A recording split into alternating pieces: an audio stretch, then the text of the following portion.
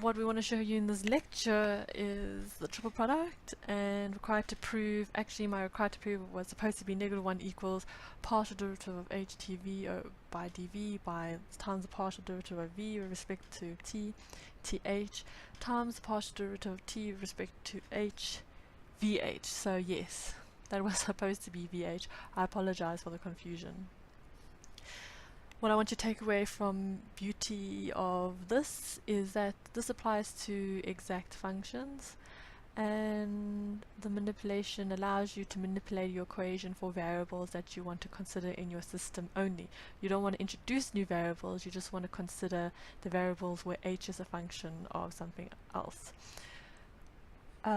So in this universe, it seems like we have h changes with v, and h also changes with t, and v is changing with t.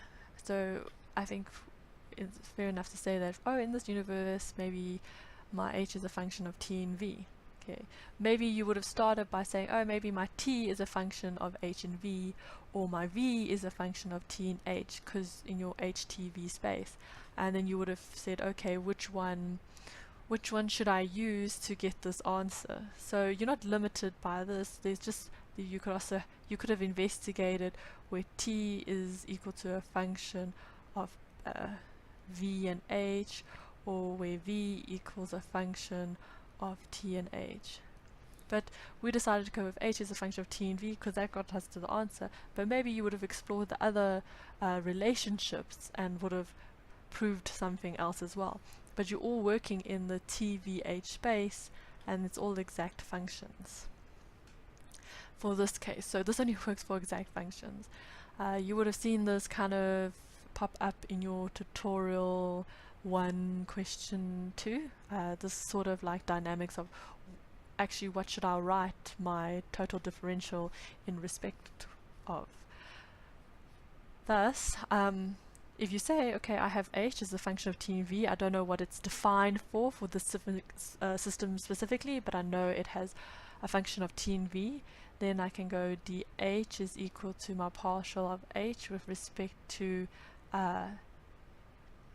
t dt, where I keep, so I'm going to do the bracket method here, and then I'll do the other method later on, where I keep dh dt, where I keep v constant, plus the partial derivative of h with respect to v, where I keep t constant dv.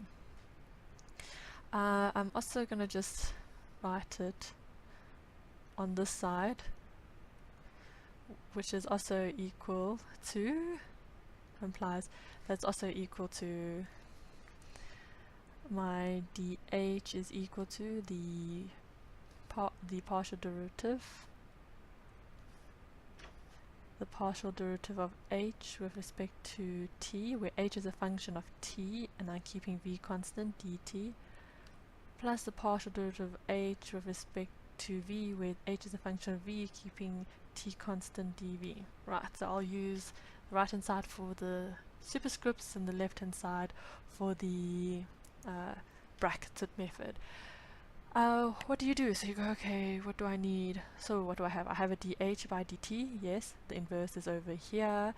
Oh, do I have a dh by dv? Yes, I have a dh by dv. Do I have a dv by dt? Not really, so maybe let me divide by dt. You could have tried to divide by dv or dt or dh, and you, by trial and error, you would have found it. So in this case, I'm just going to try and divide by dt. So I'm going to have my dh by dt is equal to the partial derivative of dt v dt plus the partial derivative of dh dv t dv, and those are divided by dt. And what do I want to do? I want to keep h constant. And you could have tried at keeping another variable constant. Okay, why am I want to keep h constant? Because it seems in this relationship here, where dv by dt is, it's a function of t and h is constant. Okay, so you go, I'm going to go with that. Right, so if I keep h constant, it specifically means I'm keeping, if I'm keeping h constant, it's meaning that, okay, h is constant, it implies my dh equals 0, but it does not imply that my partial derivatives are equal to 0. No, it doesn't. So, sorry, that's a double 0. It does not mean my partial derivative equals 0. It does not mean it, because a partial derivative with respect to something else gives you another function. So we're specifically talking about the h itself from the h system, from the h function, pardon me. And so I don't want you to say to yourself, wherever I see h in this equation, I must make it 0. No, you need to think about, if I'm going to make it 0, is that the truth? Okay, so if I make h equals 0, that's fine. But now I want to take a partial derivative and make it 0. No, that's not fine, because a partial derivative is another function. It was defined long ago. And also, if you want this h constant, h is constant in your whole system. Okay. Right, so I will... So the same, it can be written, okay, as the... Oh, sorry. dh by dt, keeping h constant, is equal to the partial derivative of dt, dv dt by dt, keeping h constant, plus the partial derivative of h with respect to v vt, dv by dt, keeping h constant. Okay. H is constant, that is equal to 0, is equal to the partial derivative of h with respect to t, keeping v constant, dt by dt is 1, plus the partial derivative of h with respect to v, keeping t constant, and then because we've learned from earlier, you have a differential, you keep a variable constant, it turns into a partial, and my h is constant. Similarly, if you're using the other methods, 0 is equal to partial derivative of h with respect to t, tv times by 1, plus the partial derivative of h with respect to v, where h is a function of v and I'm kept t constant, times the partial derivative of v with respect to t, v and t, so v is a function of t and I kept h constant.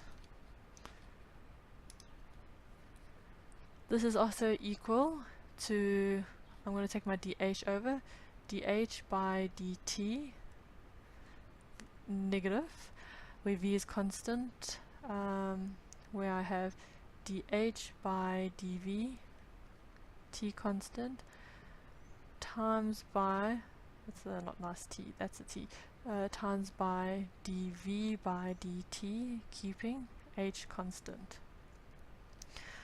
What am I going to do? I'm going to multiply.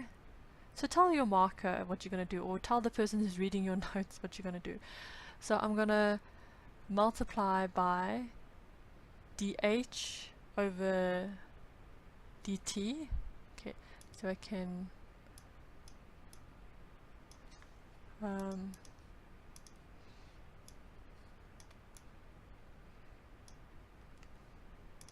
sorry, I'm just trying, I realize I ran out of space. So I'm going to try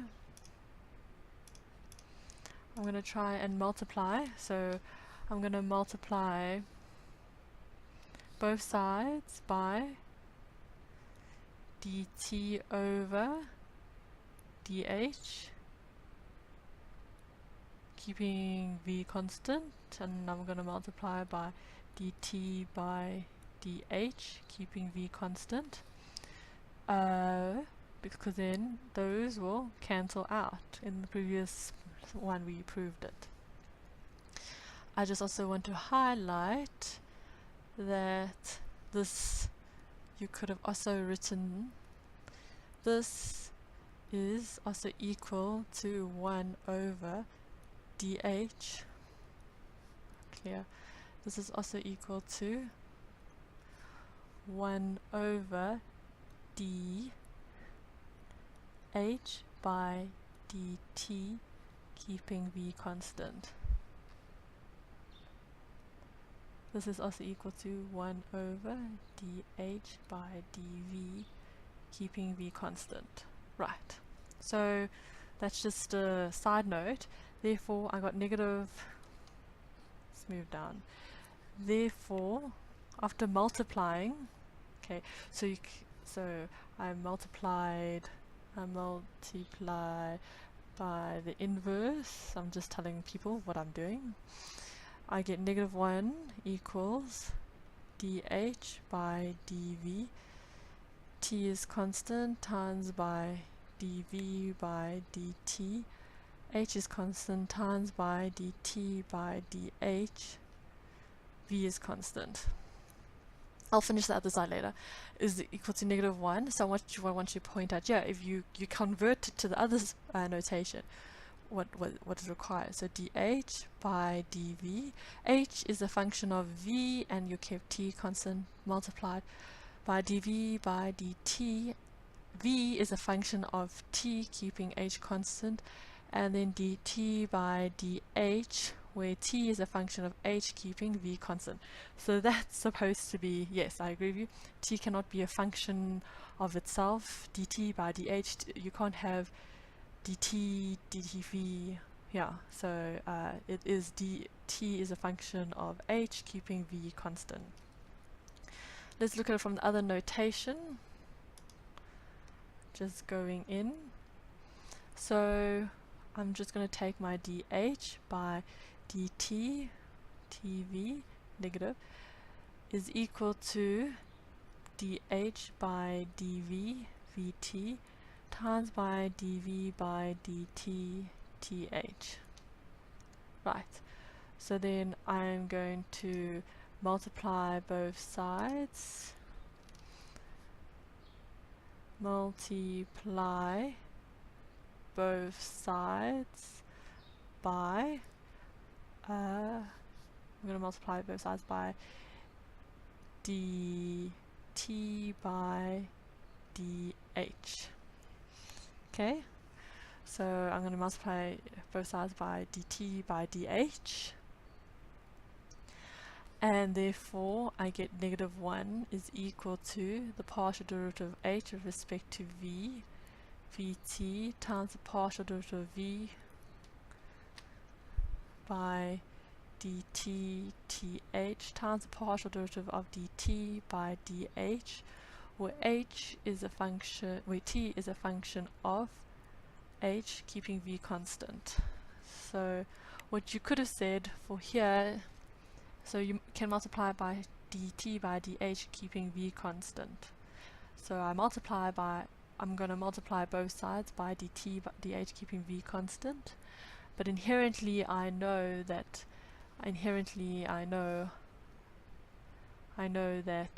dt by dh v h is equal to dt, sorry, you can go like this from early on in the notes where we showed you, where dt by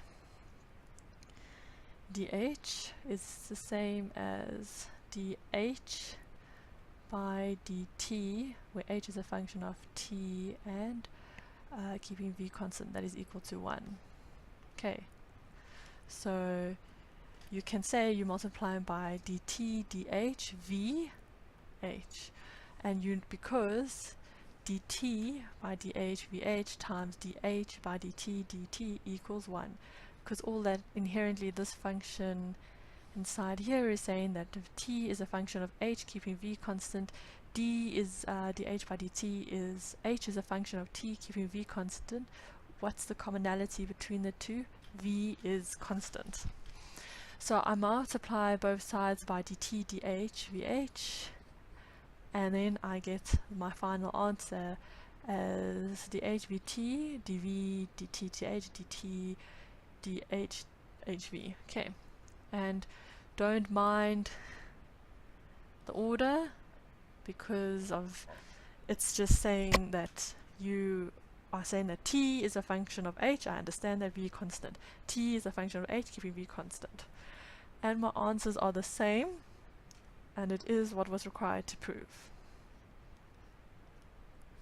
So you can stick with the bracket notation and then convert it back to what is required, or you can stick with the superscript notation and keep on going with it.